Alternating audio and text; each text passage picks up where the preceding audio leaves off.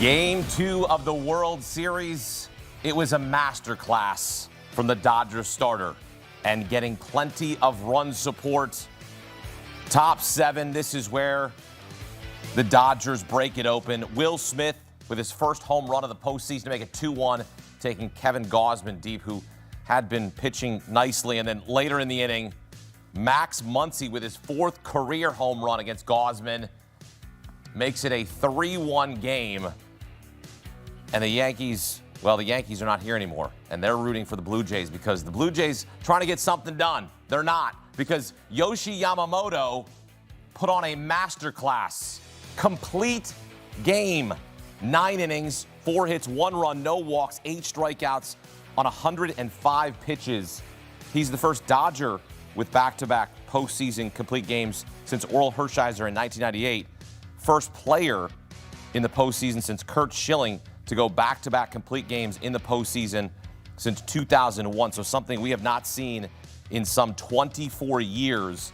And Yoshi Yamamoto puts on an absolute clinic. I mean, my goodness. And the Dodgers go on to win it 5-1 thanks to Yoshi Yamamoto, who retires the final 20 batters he faced. We are now tied at 1 game apiece in the best of 7 series, shifting to LA beginning on Monday. That was incredible, Lewis. And I asked you after game 1, I said, look, if Dave Roberts can just have Yoshi Yamamoto go out there and throw a complete game, and I was sitting here thinking, he's not really going to do it. He actually did it. It was a masterclass. What did you see? It was a legit masterclass by Yoshi Yamamoto, man. We look back at the start against the Brewers, and you're like, okay, the Brewers don't match up the same as the Blue Jays, right? But the Blue Jays I think they had the right plan. They were aggressive early, but this guy just slowed these guys down early in the count. He pitched backwards, which a lot of Japanese guys do. He has a bunch of confidence in that curveball, in that split, in that cutter, in that slider, in his fastball, and he utilized that early, slow, splitter away, curveball away to go with you and get that 98-mile-an-hour surprise pitch, and he did it to perfection. Again, just confidence and poise all night by Yoshi Yamamoto. And so often with guys with splits as their main secondary pitch, you say, well, if they don't have their fastball, the split's not good. It didn't matter tonight. The split was so good. Yep. He threw 34 of them, just 24 fastballs. The curveball was the equalizer. I mean, it was... You're looking at 76, 77 miles an hour, and then 98 on the four-seamer. Threw on 69. He was using the off-speed to set up his fastball late in counts. Like you said, pitching backwards, making that 98 play like 101. But he mixed speeds. Guys were uncomfortable that he was throwing 7 pitches at any point from the first inning on, and guys just could not get in a rhythm against him. Bobby, here's a guy that looked virtually unhittable after the first few innings. He retired the final 20 that he faced. The mix, the match, what stood out to you? What stood out is first inning, he had 23 pitches. At that pace, he's over 200 if he's going to complete a game. He was at 100. He cut everything out. He cut all of the nonsense out of throwing balls. He started throwing strikes and used the Blue Jays' strength against them. You want to make contact? Make contact with this one, and then how about this one? And I have another one. And there was no solid contact after the first inning, except for Kirk's line drive in the last inning. So he was special. He's getting paid $300 million. Yep, $325. He came over here because he was one of the best in the world, and he's continuing to prove that. He was absolutely amazing. I mean, just an absolute gem. When you go complete game in this day and age of baseball, I can't say how special this is. I mean, this is special. When you are able to go and watch a guy do what he just did. And Will, we talked before the game about he had never faced the Blue Jays. So certainly the advantage to Yamamoto because he could go out there and dictate the game plan. And you heard what Bobby said after that first inning where he threw 23 pitches, he settled in, and it was as if he was in cruise control. Well, 5th inning, 6 pitches. 6th inning,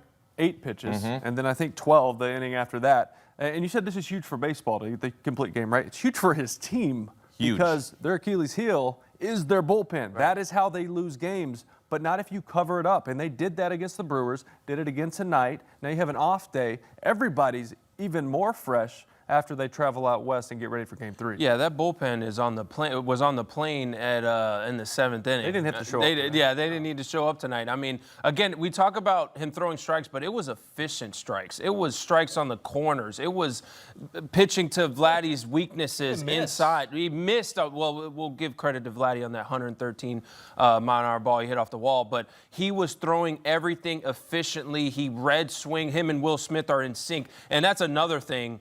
Him and Will Smith, and you could see it after the game, him and Will Smith are just right here together. They are locked in together. He didn't shake once. No, you trust your catcher. Yeah, you trust your catcher in that instant. Will Smith is one of the best in the game at calling a game and reading swings and knowing what's working for his pitcher. And tonight, everything was working for his pitcher. Well, and it was Will Smith who gave him the lead right in that 7th inning, and it was on a 3-2 count. And we're sitting there watching, and Kevin Gossman throws Will Smith 6 straight fastballs, and we're sitting there go, what are you doing? He's going to get one.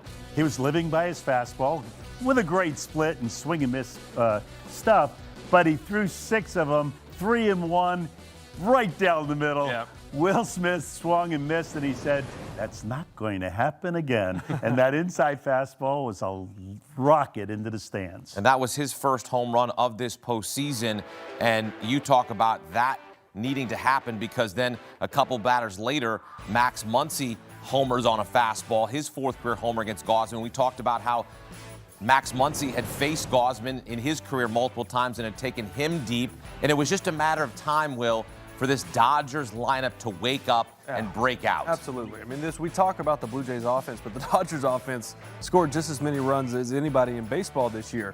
They can go 1 through 9. We've seen their bottom half of the lineup take off. But even the homers, the ones, it was a lot of fastballs, right? And you get that timing. And Gausman's fastball was really good tonight. It was really good. Played off the split well. The pitch to Will Smith, he missed a spot. He's trying to go away. It was still on the black end. That's just a really good swing. The one Muncy hit out on the corner as well. Another great piece of hitting, which you expect from that lineup. Oh, yeah, absolutely. But what I noticed tonight is Gausman was kind of pitching backwards to maybe what the Dodgers thought he was going to do. And we talked about it during the game. The Dodgers in the hitters meeting was probably like, hey, listen, he's got a split. Okay, we know, but we can't let him beat us with that fastball. And all game, you saw him getting beat by that fastball. He was throwing fastballs right down the middle, and these guys were fouling them off, just missing. Freddie Freeman just missed. Looked like he might be, getting his timing back. But we were talking about it during the game. In the back of your mind, you have a plan as a team, but in the back of your mind, you're like, man, he's still got that split. He still has that split finger no matter what. Your subconscious is like, man, you still got that split finger, and that's why you're a little late on that fastball. But he finally left one middle to Max Muncy and Will Smith, and they got him. What was cool, Lewis, that you and Will were saying, hey, they've got to hit his fastball. They're not going to hit his split. And then Dave Roberts comes out in between innings and says, I'm a little disappointed in our guys. They're behind the fastball. They're not on the fastball. Yep. Next thing you knew, they came out hitting the fastball in the 6th inning, and Katie Barta. Well, in pregame, we talked about Gausman threw more splits than any starter in baseball, 43%.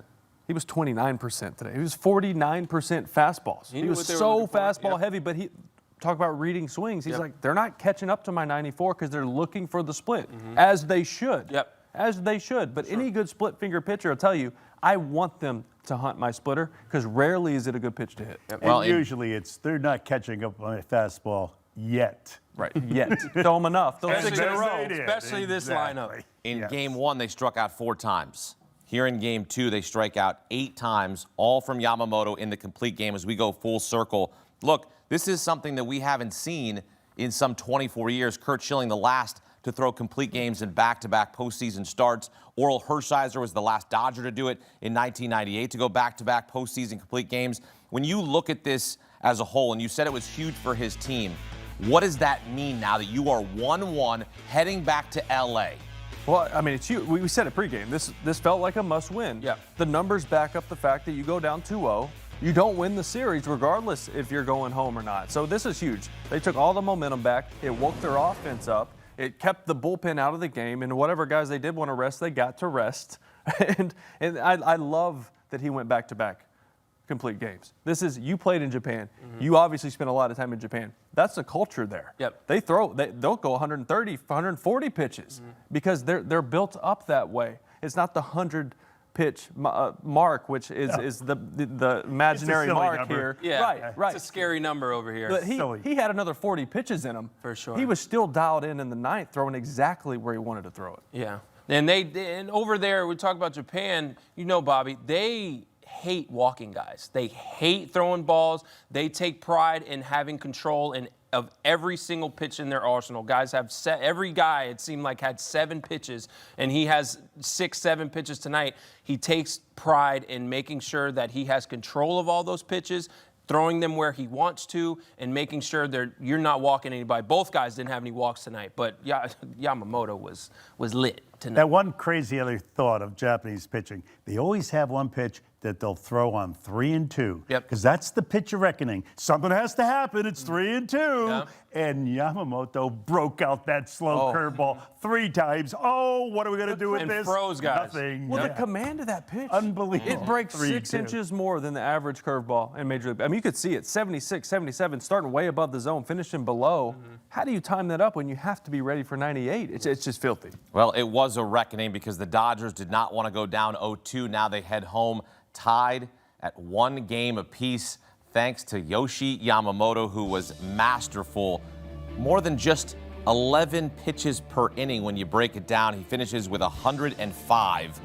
A complete game, 4 hits, 1 run, no walks, 8 strikeouts. As you take a look at the complete games in World Series history since 2000, the last coming courtesy of Johnny Cueto with the Reds, Yoshi Yamamoto putting on a clinic in Game 2 of the World Series to even it up at 1 game apiece. Back here with the boys, Bobby V, Will Middlebrooks, and Lewis Brinson as we look ahead to Game 3 of the World Series, shifting to L.A., where, Will, I will mention that the Dodgers have won 3 straight home games in the World Series. So you're going into Dodger Stadium, you're feeling good, you're back on the flight, you're tied 1-1. What is your mindset? Well, home field advantage is real. For sure. All right? Especially in Dodger Stadium. That place, you had that extra deck, that 5th deck. These young players who don't have a ton of experience in the postseason go there. I know they have George Springer to lean on, but there's a lot of guys on that team that haven't played in those big games in a stadium like that. There's no sound system either. We talk about that. The ground's moving under your feet with the music. They're going to feel it. They're going to feel that crowd. They're going to feel that pressure there. They're going to feel that energy for sure. That speaker system is ridiculous. But, if any team could handle it, though, I think the Blue Jays will be good. I like that. Yeah, if any team is ready for this moment, especially George Springer going in a place where he rakes in the postseason. So if any team could handle the pressure and handle the energy and the bright lights and the big stage of Chavez Ravine, it's definitely the Blue Jays, and I think they'll be ready. And I think they're going to match up well against Tyler Glass now. Bobby, how good are you feeling right now if you're the manager of the Dodgers? If you're Dave Roberts and you're getting back on the flight and you just realize that, your mistake in Game 1 of going to Emmett Sheehan, maybe that wasn't the right decision, and now you roll out Yamamoto in Game 2. You don't have to go to your bullpen. He says, sit back, Skip, I got you.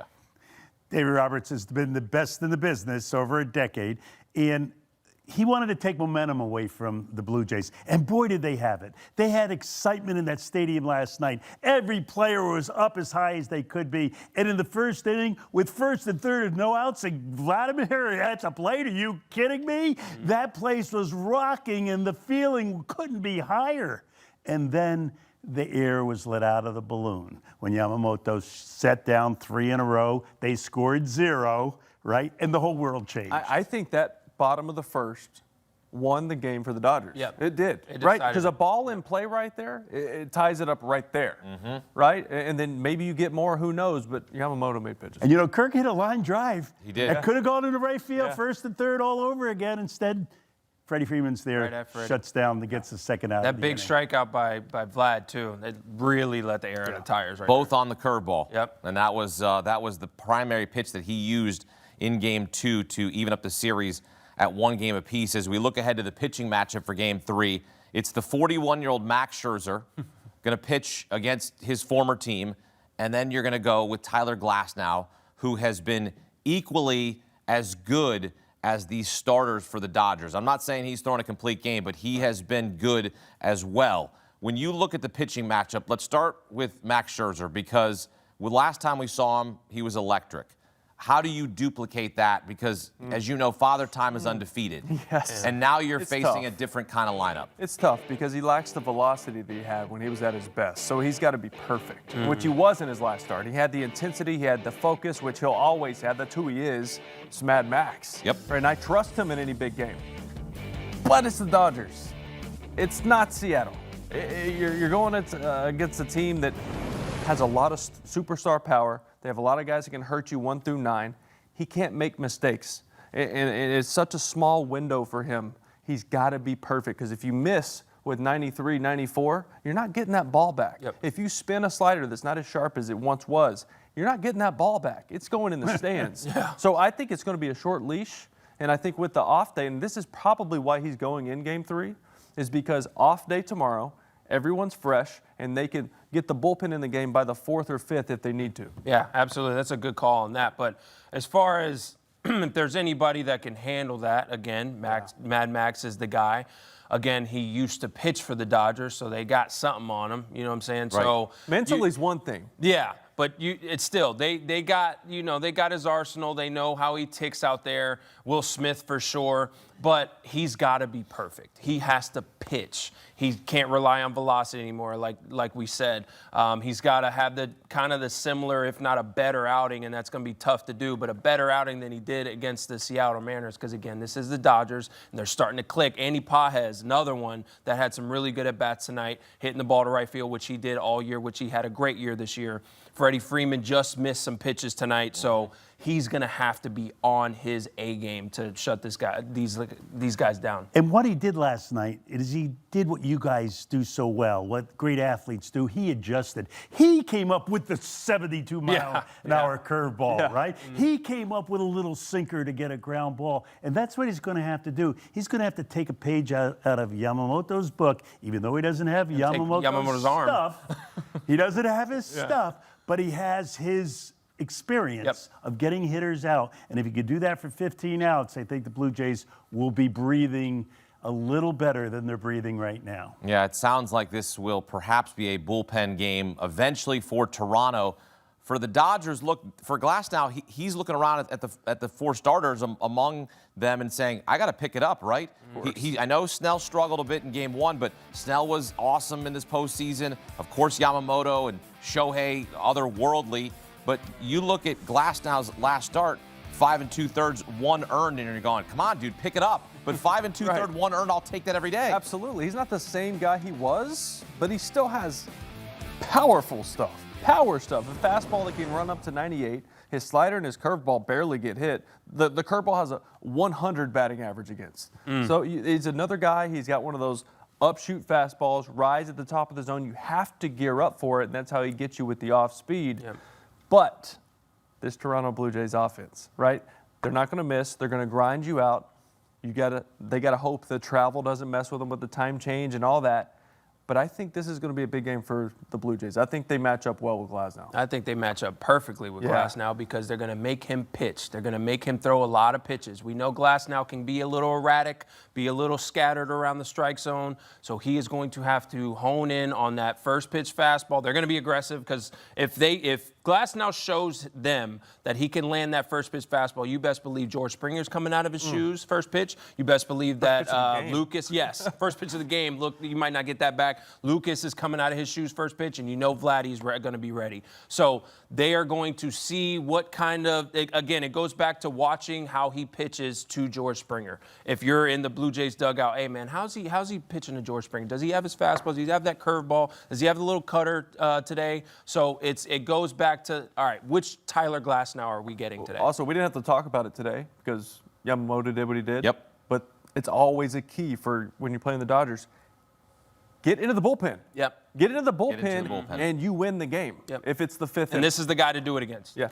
Because they could hit a high fastball. And he has to come firing his best pitch, and that's a high fastball. They take it away from him, they'll get into the bullpen. If he's rising it above and getting those pop-ups, look out for the Dodgers. Here they come.